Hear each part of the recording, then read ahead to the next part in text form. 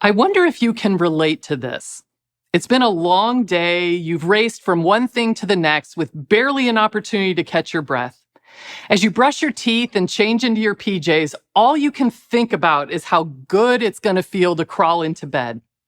A few moments later, you're there, your body sinking into the mattress as you pull the covers up over your shoulders. You're not really sure, but you'd guess not even a minute went by before you fell asleep.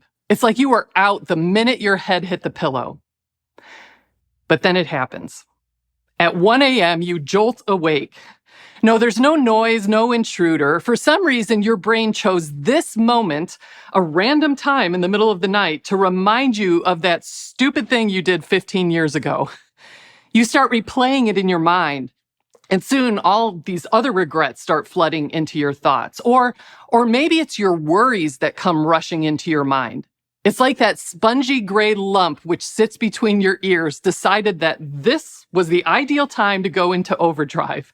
And you start playing out worst case scenarios about your job, about your kids, about your finances. Can anyone relate to this? I think most of us can. Most of us know what it's like to experience a restless night. And if you're a parent, you don't just get to experience your own restless nights. You get to experience someone else's. Restless nights are a contributing factor to this almost universal phenomenon. We are tired. How many of you are tired? According to new research, the average American wakes up feeling well-rested only 3 mornings out of the week. Only 3. Experts say most adults need between 7 and 9 hours of sleep each night, but on average, we only get 5.7. All of this makes me a little nervous because that means the chances of you staying awake for this entire message might be slim. Now, I want to acknowledge that insomnia is a real sleep disorder that may be affecting some of us and that can be really difficult. But for many of us, there are other factors contributing to our trouble resting. For some of us, we're not resting because we're anxious. We feel anxiety about our work. We feel anxiety about our relationships. We feel anxiety about our kids. And that anxiety keeps us up at night. Others of us might not be resting because we're agitated. We constantly feel on edge. This agitation can be a product of our busyness. If we're always on the go, running from one thing to the next, it can be hard to just shut it off at the end of the day. Or this agitation can come from constant exposure to outrage culture. Turn on the news or scroll social media, and you will consume a constant stream of content designed to upset and enrage you. And the resulting agitation keeps us from resting. For some of us, we may not be resting because we fear being alone. Think of the toddler who tries everything to avoid going to bed. Could it be that there's an adult version of this? The reality is that when you close your eyes to go to sleep, you are left with only yourself. And for some of us, that's terrifying. Our fear keeps us from resting. We are an exhausted people. And if you are a parent, you are also putting other exhausted people to bed. Today, I want us to take some time to talk about something we might rarely think about: how we go to bed. We likely all have routines that center around brushing our teeth or washing our face. But I want us to think deeper than that, because the habits we form around this time of day can have a tremendous impact on how we end the day and experience the night. Today, we are concluding our series, Habits.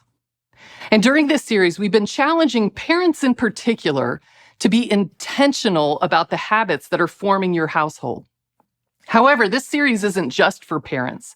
The habits we've been talking about apply to all of us because the reality is our lives are shaped by our habits, for good or for bad. So during this series, we've been challenging one another to form habits that will help us grow in the thriving life that God has for us. In the Gospel of John, Jesus reminds us, "I am the vine, you are the branches. If you remain in me and I in you, you will bear much fruit.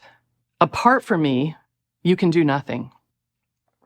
The branches of a vine need a trellis in order to grow and bear fruit. And our habits become a kind of trellis that helps us remain in Jesus and supports our growth.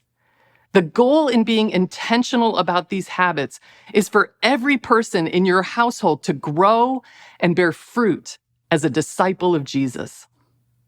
During this series, we've challenged you to use the resource we gave you to help you determine the habits you want to have shaping your life. And we've talked about waking habits and mealtime habits and screen time habits. And today, we're going to talk about bedtime habits. So let's start by hearing what Jesus has to say to a bunch of tired people. In the Gospel of Matthew, we find a beautiful passage where Jesus compassionately turns to a group of exhausted people, and he says this, "Come to me, all you who are weary and burdened, and I will give you rest. Take my yoke upon you and learn from me, for I'm gentle and humble in heart, and you will find rest for your souls. For my yoke is easy, and my burden is light." Jesus wants rest for you. He wants you to experience a deep level of replenishment, not just in your physical body, but in your soul. The image he paints here is an agricultural one. A yoke is the wooden crossbar that is fastened across the necks of two animals to join them together as they pull a plow or other piece of farming equipment. Now, at first we might think, Jesus, that's nice and all, but to rest, I don't need a yoke. I need a vacation, right? Or maybe a mattress. But when Jesus offers us a yoke, what he's offering us is a different way to carry life. It's not an escape from reality like 2 weeks in Hawaii might be, although I'd be up for that too. What Jesus is offering us is a way of carrying life that'll bring more rest than the way we've been living. In fact, he says that his yoke is easy and light.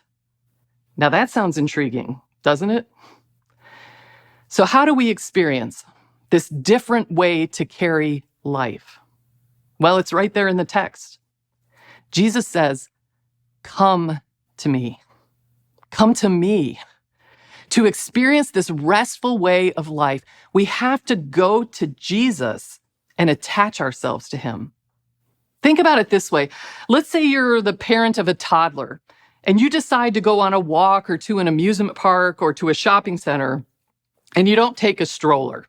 Now, at some point, as the day goes on, that little one gets tired, and what are they going to want from you? I mean, they're going to run to you with arms extended upward and expect you to do what? Carry them. I mean, toddlers have it made. When they get tired, they can just check out and let someone else do all the heavy lifting. Now, of course, as we grow into adulthood, we rightfully outgrow this with our own parents. If I asked my mom to carry me today, it wouldn't be pretty. But the problem is, many of us have outgrown this with God, too, when we're not supposed to. We still get tired, but we continue to trudge through life carrying our anxiety, our agitation, and all of our fears all on our own.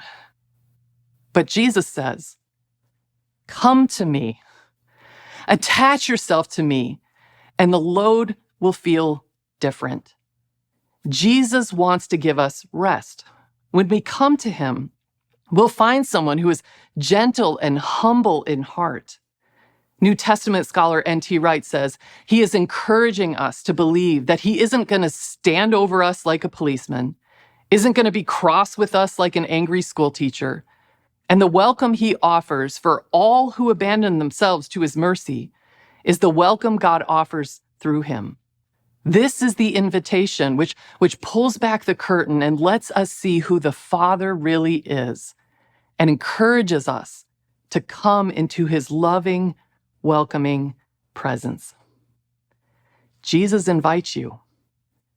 Come to me. He wants to give you rest. So let me ask you, what might it look like to form habits at the end of your day that help you and your kids come to Jesus? Let's begin by thinking backwards for a moment. What does your house look like the hour before everybody should be settling down? For those of you who survived the newborn phase with your kids, you likely remember obsessing over every piece of advice a doctor or expert had to give in regard to sleep. And often that advice had to do with the hour before bedtime, before the bedtime routines even begin. Things like dimming the lights, playing soft music, taking a bath, reading the same story every single night, or singing the same song. However, even past the newborn stage, kids still respond and thrive when parents begin turning down the chaos in the house and sink into something familiar. It doesn't mean that kids immediately stop acting rowdy. There likely will still be wrestling matches and arguments, but creating a repetitive environment can signal to their subconscious that it is almost time to slow down. You see, we often expect our bodies to go from 100 miles per hour to rest within just a short time. And even though we're not newborns anymore, our bodies and our minds still thrive with transitions and signals. So let's talk about some bedtime habits that can not only help us slow down, but can help us come to Jesus as we end our days. Prayer is, of course, first on this list. And this is a powerful habit to add into your evening, no matter the stage of life you're in. Simple prayers can be ideal when we're already tired or perhaps not the best version of ourselves, especially if it was a marathon of a bedtime routine with smaller kids or a long night of being a taxi to all the things with older kids. Prayer has a natural way of making us pause. Now, there are many great prayers you can steal from the Psalms, such as this one: "Search me, God. Know my heart. Test me and know my anxious thoughts. See if there's any offensive way in me and lead me in the way everlasting." Or use a simple prayer, such as this one that a friend of mine told me she uses when either she or one of her kids can't sleep. She prays, "Lord, calm my mind, settle my soul, and help me to rest in you." You can also get creative and use a framework for your prayer to fill in your own words based on the day you experienced. For example, this is one that can be fun to use with kids to see what they come up with, and it's credited to author Anne Lamott, who writes that she boils all her prayers down into 3 words: help, thanks, and wow. Help is an admission of powerlessness and a plea for assistance, as if you're praying, "Jesus, help me not to have worries at school." Thanks is a cry of gratitude, such as, "Thank you, God, for my dog, Charlie." And wow is an experience of awe, like praying, "Wow, Lord, the sunset was beautiful tonight." Prayer can come in so many other forms, like reading through a devotional before bed, or journaling out your thoughts, or writing out things you're grateful for. I personally have used an app called Lectio 365, which has bedtime reflections that help calm my soul and prepare me to sleep. And there are versions of this app for both adults and kids. Prayer helps us to come to Jesus as we end our days. If you are a parent, let your kids watch you pray these prayers. Lead the way. And in a short amount of time, you might be amazed as to how quickly they pick it up and want to keep the habit going, often reminding you on nights you forget. Now, something else to consider adding to your household's bedtime routine is connection. For younger children, this can simply mean just looking into their eyes and telling them that you love them, or sharing some kind of affirmation before they go to sleep. Jill Diaz, who serves as our Kid City director at our Yorkville location, shared with me how she carries out this connection habit. She writes this. She says, "I have learned that each of my kids need a different kind of affirmation based on their different personalities. One kid who tries her absolute hardest at everything needs to be told that she is enough, just as she is, while another who has a hard time with new situations might need to be told that she can do hard things." Jill said the affirmations that she speaks over her kids sound like this, like "you are safe and you are loved. You are brave and can do hard things. I am so glad God gave me you. Reading together, doing that before bed is a common and a great way to connect with your kids. And as your kids get older, you can incorporate Bible studies, devotions, or a book you used to love as a child. For older kids and teens, connection could look like just being present by sitting on their bed as they're winding down the day to ask them how their day went. Our days can feel so hurried and rushed, and even though you are parenting all day long, you might not always be connecting. Making sure your kids feel seen and loved by you and by God before they close their eyes can really help them experience the night in a restful way. The last habit I'd love for us to consider is something we talked about last week. If you missed it, go check it out. It's a simple one, but it is a big one because it has the power to destroy all of our positive habits and rhythms right before we go to bed. And you might know exactly what I'm talking about. Our phones. You see, this habit is likely more for adults and students than it is for kids, but it has a big impact on how we rest. Our phones certainly give us positive things like FaceTiming with someone we love, or maybe you have the Bible app on your phone and you like to read scripture before bed. But our phones also have the power to lure us into all sorts of things that are not the rest Jesus has for us. Things like envy, anxiety, fear, lust, numbness. If we're trying to cultivate a new habit for ourselves, but our phone is near, our new habit doesn't really stand a chance. So a great bedtime habit is to put the phone away. Consider purchasing a separate alarm clock and putting your phone in a different room to charge for the night, or even just plugging it in across the room so that you can get to it if needed, but you still have distance.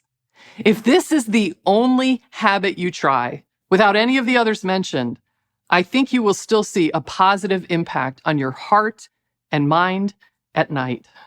And some other positive habits might finally have room to come in.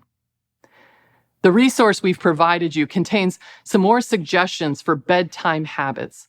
The challenge is to try one of these bedtime habits in your household in the coming weeks. But a word of caution. There will be nights when you don't feel like praying. Pray anyway. There will be nights when you don't feel the energy to connect. Connect anyway. There will be nights when you just want to crash and doom scroll and forget whatever habit you are trying to incorporate that's making you better. Fight that urge. There will, without a doubt, be nights when your kids won't cooperate with any of these things. But do it anyway. Do it anyway. Do it anyway. Because there is no formation without repetition. In fact, there's this thing called brainwave synchronization.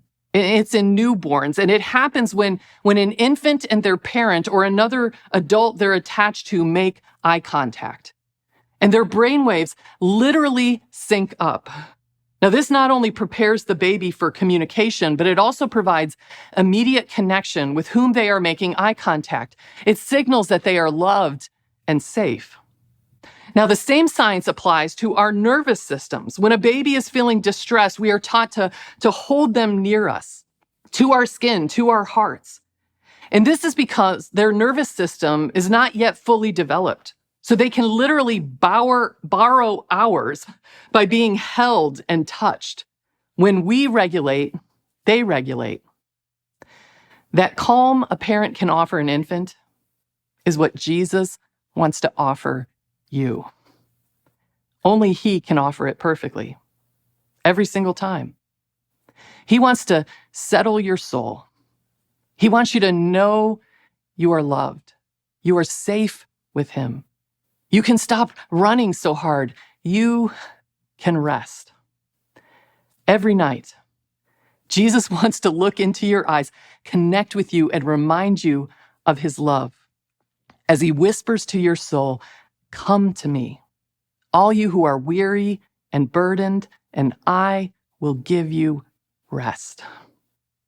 So I encourage you to choose just one habit to try over the next few days that can set the stage and create moments for you to come to Jesus and truly fall into the rest He has for you.